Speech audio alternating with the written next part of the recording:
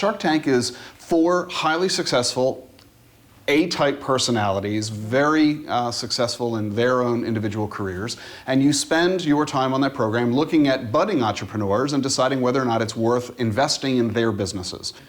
There are very vivid dynamics between the personalities of the 4 of you. Oh, really? I didn't know that. I know how I feel about everybody. Well, and this is what it comes across on screen.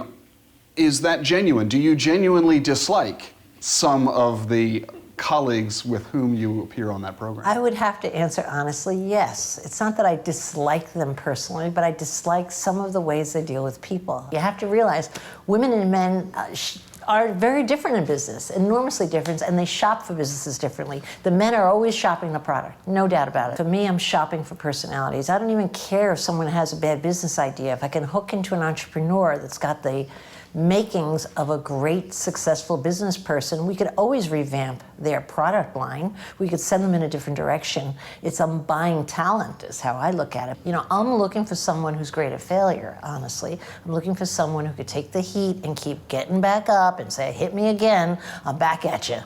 I'm not an advocate of buying into people with confidence. I want the people who are insecure.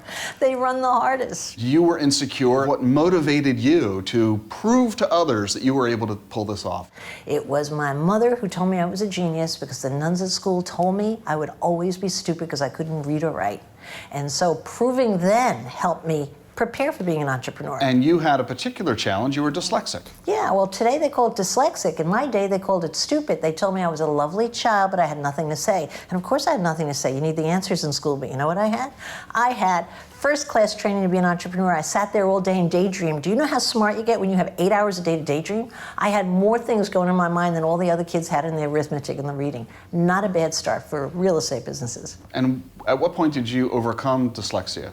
Do you know what? I don't think there's a point you overcome dyslexia. I'm still overcoming it now. I am the best preparer I have ever met in everything I do because I'm so afraid that someone's going to catch me with my pants down or that I don't know what I'm talking about. At the beginning of your career in real estate, could you have gone on as an entrepreneur to the Shark Tank seeking funding and walked away with a deal? I would have not been bought on Shark Tank. The men would have written me off as a cute little something in New York City who was trying to build a nice little shop for herself. I blew my first commission check for $340 on the fanciest coat I could possibly buy, which was irresponsible, but the best thing I could have done, because in that coat I felt like a big shot walking around the streets at 23 years old looking the part. But you want to know, inside from 23 to 63, let me tell you, I've never had the confidence. You know what's great about an entrepreneur with no confidence? They somehow get through the finish line because they're running to prove something. You have developed what clearly is one of the most successful real estate businesses in what clearly is one of the most spectacular cities in the entire world. You sold very few pieces of real estate yourself. You don't have to be good at everything. I'm really good at picking people. I'm a great cheerleader. I'm a great leader.